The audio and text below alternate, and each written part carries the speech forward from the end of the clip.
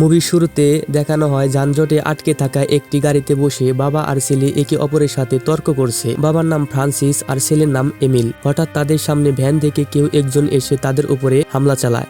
যারা গাড়ি থেকে বের হয়েছিলেন তারা ভয় পেয়ে আবারও গাড়িতে ফিরে যান। হামলাকারী মানুষ নাকি পশু এটা স্পষ্ট নয়। তার পা পশুর মতো ছিল এবং তার এক হাতের পরিবর্তে একটি ডানা ছিল। অবশেষে পুলিশ এই অদ্ভুত প্রাণীটিকে ধরে নিয়ে যায়। পরে আমরা জানতে পারি যে শহরে কিছু রোগের কারণে মানুষগুলো পশুর আকার নিতে শুরু করেছে। সরকার এই রোগের প্রতিষেধক খুঁজছে। ফ্রান্সিস যাকে আমরা গাড়িতে দেখছি তার স্ত্রীও এই রোগে আক্রান্ত হন এবং তাকে হাসপাতালে ভর্তি করা হয়েছে। ফ্রান্সিস তার স্ত্রীর যত্ন নিজ বাড়িতে নিতে চেয়েছিলেন, কিন্তু অবস্থার অবনতি হওয়ায় চিকিৎসকরা তাকে হাসপাতালে থাকার পরামর্শ দেন। যখন ফ্রান্সিস তার স্ত্রীর সাথে দেখা করতে যায় তখন আমরা দেখি তার মুখটি দেখতে একেবারে পশুর মতো ছিল। যখন ফ্রান্সিস তার ছেলেকে তার মায়ের সাথে দেখা করতে বলে তখন সে উত্তর দেয়, আমি তার সাথে দেখা করে কি করব? ফ্রান্সিস বলে, সে তোমাকে দেখে অনেক খুশি হবে, তুমি যাও। পরবর্তী সিনে দেখানো হয় যে ফ্রান্সিস যে হোটেলে কাজ করে সেখানকার লোকেরা তাকে বলছে কংক্রিট দিয়ে একটি নতুন হাসপাতাল তৈরি করা হয়েছে। হাসপাতালটি খুবই মজবুত কারণ সেখানে পানি রাখা হবে এবং পরের দিন সব অসুস্থ মানুষকে ওই হাসপাতালে স্থানান্তর করা হয়। কিন্তু বিশৃঙ্খলার কারণে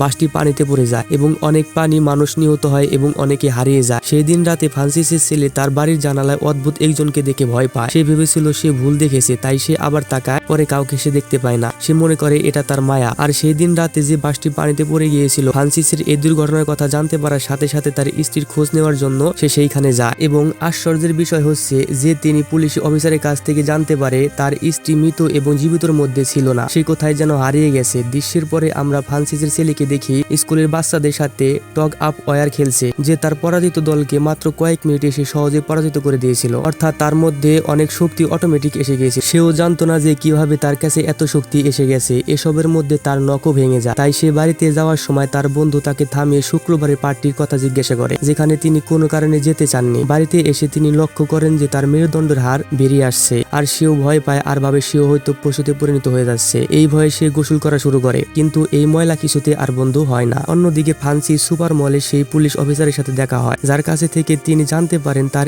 স্ত্রী নিখোঁজ হওয়ার কথা। সে আজও বলে, তোমার বউ কোথাও নেই, মৃতদের তালিকাও তার নাম নেই। পুলিশ বলে, আর যারা বেঁচে আছে তাদের আমরা ভালো যত্ন নিচ্ছি। এসব কথা বলার সময় হঠাৎ মলে কেউ জোরে চিৎকার করে। যখন সবাই বিশৃঙ্খলায় জড়ো হয় সেই লোকটি বলে, আমি এইখানে একজন অদ্ভুত লোককে দেখেছি। তখন ফ্রান্সিস সেই অদ্ভুত লোকটিকে দেখতে এগিয়ে যায়, কারণ সে ভেবেছিল হয়তো তার স্ত্রী এখানে থাকবে। কিন্তু এখানে অক্টোপাসের মতো দেখতে একজন মানুষ ছিল, যিনি ফ্রান্সিসের সাথে পুলিশ অফিসারকে দেখে এখান থেকে পালিয়ে যাওয়ার চেষ্টা করছিল। হাতে থাকা অনেক কিছু ছুড়ে দিতে চেয়েছিল অফিসারের দিকে, কিন্তু অফিসারটি খুব তীক্ষ্ণ ছিল এবং সে সেই লোকটিকে ধরে ফেলে। তাকে ধরার পর ফ্রান্সিস এখান থেকে একটি ছোট মেয়েকেও দেখে, কে যেন পাখি হয়ে গিয়েছিল। মেয়েটি যেন একটি পাখি পশুতে পরিণত হয়েছিল। মল থেকে বের হয়ে পুলিশ অফিসার ফ্রান্সিসকে জিজ্ঞাসা করে, আপনি কার জন্য এত জিনিস কিনলেন? ফ্রান্সিস বললেন যে কিছুই না, আমি শুধু ক্যাম্পিং করতে যাচ্ছি আর এই জিনিসগুলো আমার সেই সময় লাগবে। আসলে সে মিথ্যা কথা বলে, সে এই জিনিসগুলো কিনেছে তার স্ত্রীকে খুঁজতে। সে ভেবেছিল সেই দুর্ঘটনার পর তার স্ত্রী হারিয়ে গেছে জঙ্গলে, তাই সে তার এবং তার ছেলের জামা কাপড় জঙ্গলে ঝুলিয়ে রেখেছিল, কারণ এখন তার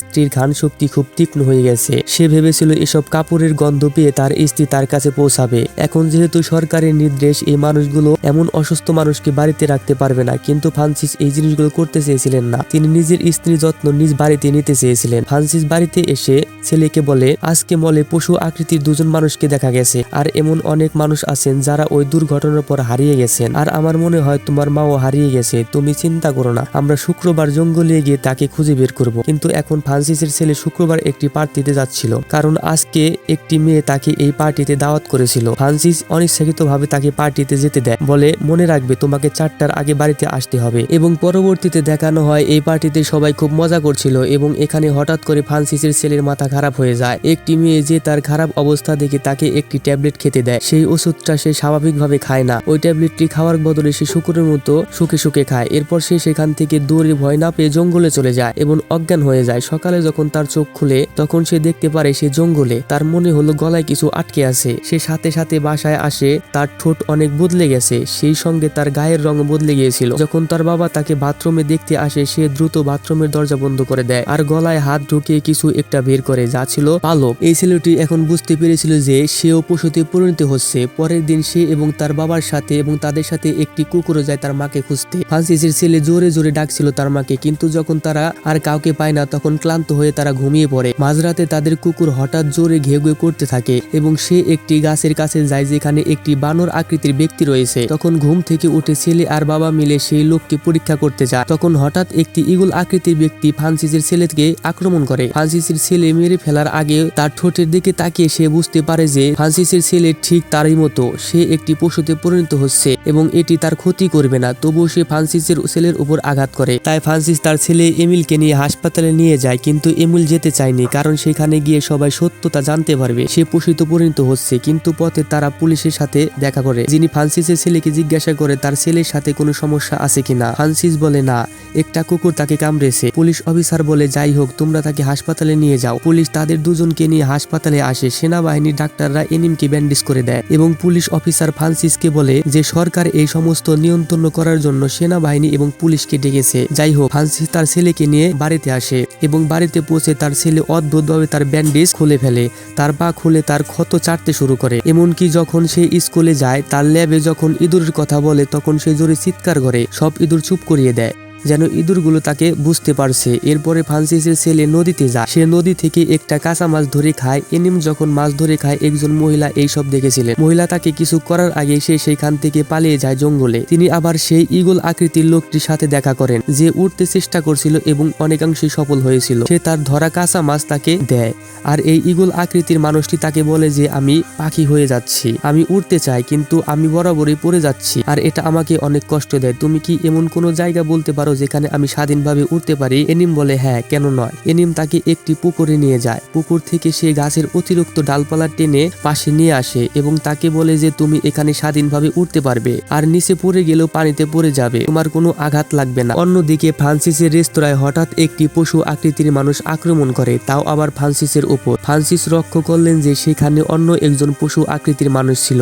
যে এই বড় পানিটিকে দেখে সেখান থেকে পালিয়ে যায়। হয়তো সে ফ্রান্সিসের স্ত্রী। তিনি এখানে একই কথা ভাবছিলেন যখন তাকে আক্রমণ করা পানিটি জোরে চিৎকার করছিল। এই হোটেলে বসে থাকা একজন কাস্টমার ভয় পাওয়ার আগেই এই হোটেলের মালিক পানিটিকে চুপ করতে থাকতে বলে। আশ্চর্য বিষয় হচ্ছে, পানিটি মালিকের কথা শুনেছিল। পানিটির পায়ে শিকল ছিল, যার কারণে এটি জঙ্গলে ফিরে যেতে পারেনি। আর কিছুক্ষণের মধ্যে পুলিশ এসে এই পানিটিকে ধরে ফেলে। ফ্রান্সিস পুলিশ অফিসারের সাথে জঙ্গলে আরেকটি বড় পানিতে খুঁজতে বের হয়, কিন্তু সেখানে তারা কাউকে না পেয়ে ছেলে এনিমের সাইকেল খুঁজে পায়। সেখান থেকে সে বাড়িতে এসে হাত ধুয়ে সিক্সে যায়। সে সিক্সে কিছু পেরেক দেখতে পায়। এই পেরেকগুলো ফ্রান্সিসের ছেলে ভেঙে ফেলেছিল। ফ্রান্সিস বুঝতে পেরেছিল যে তার ছেলে এখন পশুতে পরিণত হচ্ছে। পরবর্তীতে দেখানো হয় যে ক্লাসে রনিম এর একটি দাঁত ভেঙে যায়, যার কারণে সবাই তাকে ঠাট্টা করে। সে সেখান থেকে চলে যায় এবং ঈগল আকৃতির লোকটির কাছে পৌঁছায়। তিনি তার সাথে কথা বলেন, তার অনুশীলন দেখেন এবং তার ক্ষতের উপর ব্যান্ডেজ করে দেয়। পরে এনিম যখন বাড়ি আসে, তার বাবা তার হাত দেখাতে বলে, কিন্তু এনিম তার হাত দেখায়নি। তখন ফ্রান্সিস বুঝতে পারে যে তার ছেলে পশুতে পরিণত হচ্ছে। ফ্রান্সিসের ছেলেও সেখান থেকে পালিয়ে যায়, কিন্তু ফ্রান্সিস তাকে ধরে ফেলে। সে তার বাবাকে বলছিল, প্লিজ বাবা, আমাকে যেতে দাও, আমাকে ধরো না। কিন্তু তার বাবা বলে,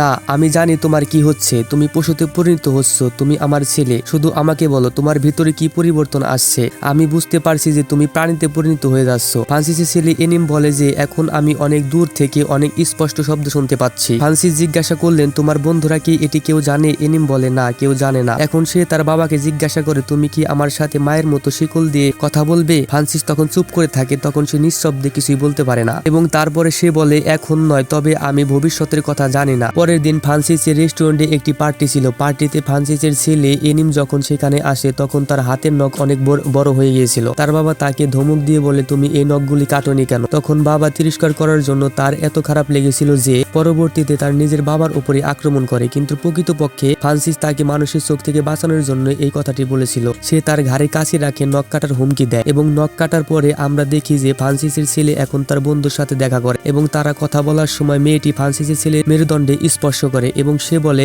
আমি আগে থেকেই জানি তোমার ভিতরে পরিবর্তন আসছে, কিন্তু আমি পাত্তা দেই না। অন্যদিকে তাদের সহপাঠী ফ্রান্সিসের ছেলে সত্যতা জানতে পেরেছিল। সে এখন একটি অদ্ভুত যন্ত্র নিয়ে ফ্রান্সিসের ছেলের সামনে আসে, যার কণ্ঠে মানুষকে কিছুই বলে না, কিন্তু প্রাণীরা তার উপর খুব বিরক্ত হয়। এই ছেলেটি ফ্রান্সিসের ছেলেকে অনেক বিরক্ত করে এবং বলে, আমি আপনার সত্য অনেক দিন ধরে জেনেছি। ফ্রান্সিসের ছেলে এটা আর নিতে পারছিল না এবং রাগের মাথায় ছেলেটির মুখে চর চাওর মেরে দেয়। আর এই সকল কারণে পুলিশ ও সেনাবাহিনী এখন তাকে জঙ্গলে খুঁজছিল। এনিম জঙ্গলে গিয়ে সে ঈগলের মতো মানুষের সাহায্য চায় পালানোর জন্য, তাই এনিমকে সে উড়তে সাহায্য করছিল। ওরার সময় এনিমিকে অন্য আরেকটি জঙ্গলে নিয়ে যায় পুলিশের হাতে থেকে বাঁচার জন্য, কিন্তু পুলিশ ও সেনাবাহিনীও সেইখানে পৌঁছায়। ফ্রান্সিসের ছেলে এখন নদীর ওপারে চলে গিয়েছিল, কিন্তু পুলিশের গাড়িটি পানিতে চলতে পারেনি, তাই সেনাবাহিনী তাদের উপর গুলি চালায় এবং সেই ঈগলের মতো দেখতে লোকটি এনিমিকে বাঁচাতে গিয়ে মারা যায়। ফ্রান্সিসের ছেলে এনিম অবশেষে এই জায়গাটিকে নিজের বাড়ি হিসেবে গ্রহণ করেছে। সে এখানে ফল খায় এবং নদীতে স্নান করে। যখন সে বাইরে আসে তখন তার পিঠে অদ্ভুত চিহ্ন ছিল, যেন তার শরীরে খুব দ্রুত পরিবর্তন হচ্ছে। ফ্রান্সিসের ছেলে এখন হাঁটতে হাঁটতে জঙ্গলের এমন একটি অংশে পৌঁছে যায় যেখানে তার মতো অনেক পশু মানুষ ছিল, এবং এখানে তিনি তার মায়ের সাথে দেখা করেন, যিনি তাকে তার গন্ধ দ্বারা চিহ্নিত করতে পারেন। মানুষের মতো কথা বলতে না পারলেও ছেলেকে বারবার গুহার দিকে পাঠাচ্ছেন, যেন সে বলছে এটা তোমার জন্য নিরাপদ জায়গা। এমিল লক্ষ্য করে যে কিছু লোক সাপে পরিণত হয়ে যাচ্ছে, কিছু লোক বানরে পরিণত হয়েছে এবং তাদের মধ্যে একজন শূকর ও একটি শিশু গিরগিটিতে পরিণত হয়েছে। সবাই এখানে খুব শান্তিতে বসবাস করছিল, কিন্তু এখানে মিলিটারিরা গুলি চালায়। এটা করতে গিয়ে এখানে তোলপাড় সৃষ্টি হয়। সেনাবাহিনী এখানে কিছু শব্দ করার জন্য একটি বিশেষ যন্ত্র ব্যবহার করে, এমন শব্দ যা প্রাণীদের অনেক বিরক্ত করে। অবশেষে ফ্রান্সিসের ছেলে এনিম সাময়িক বাহিনীর হাতে ধরা পড়ে, কিন্তু যে মেয়েটি গিরগিটিতে পরিণত হয়েছিল সে গাছের নিচে নিজেকে লুকিয়ে রাখে এবং তাদের কাছ থেকে পালিয়ে যায়। পুলিশ এখন ফ্রান্সিসের ছেলেকে নিয়ে শহরে এসেছে, যেখানে তার বাবা পুলিশের সাথে দেখা করে এবং তাদের বলে যে এটি আমার ছেলে, যে বিনা কারণে রাতে জঙ্গলে গিয়েছিল। ফ্রান্সিসের ছেলে তখনও মানুষের মতো দেখতে ছিল, তাই পুলিশের কোনো সন্দেহ ছিল না। তারা তাকে স্বাক্ষর করার জন্য একটি কাগজ দেয়। ফ্রান্সিসের ছেলে এতে স্বাক্ষর করতে পারেননি, তখন সে রাগে গর্জন করছিল, আর পুলিশ তখনই সন্দেহ করে তারা তাকে ধরতে যাচ্ছিল, কিন্তু ফ্রান্সিস পুলিশকে মারধর করে ছেলেকে এখান থেকে নিয়ে যায়। যদিও অফিসার যিনি সিনেমার শুরু থেকে ফ্রান্সিসকে সাহায্য করছিলেন, এখন তিনি জানতে পারেন যে ফ্রান্সিস একটা ভুল কাজ করেছে পুলিশকে মেরে, সে কারণে এখন সাময়িক বাহিনী তাদের অনুসরণ করছে। এটা দেখে ফ্রান্সিসের ছেলে ভয় পেয়ে যায় এবং সে তার বাবাকে জিজ্ঞাসা করে, তারা যদি আমাকে ধরে স্বাস্থ্য কেন্দ্রে আটকে রাখে তুমি কি আমার সাথে দেখা করতে আসবে? ফ্রান্সিস বলে, ওরা তোমাকে ধরতে পারবে না, আমি তোমার সঙ্গে যাচ্ছি। তখন ফ্রান্সিসের ছেলেও তাকে বলে যে আমি আমার মাকে জঙ্গলে দেখেছি। এনিমির এই কথা শুনে ফ্রান্সিস অনেক খুশি হয়, আর সে দ্রুত তার গাড়িটি জঙ্গলের মাঝখানে রেখে যান এবং তার ছেলেকে বলেন, যাও এবং এই জঙ্গলে মুক্ত হও, তুমি এখানে সুখী হবে। সময় নষ্ট না করে ফ্রান্সিসের ছেলে সেখান থেকে পালিয়ে যায়। ছেলেকে বিদায় দেওয়ার সময় ফ্রান্সিসের চোখে জল ছিল, আনন্দের অশ্রুর কারণ ছিল তিনি তার ছেলেকে সরকারের অত্যাচার থেকে বাঁচিয়েছিলেন। আর এই সবকিছুর মধ্য দিয়ে ছবিটির গল্প এখানে শেষ করে দেওয়া হয়।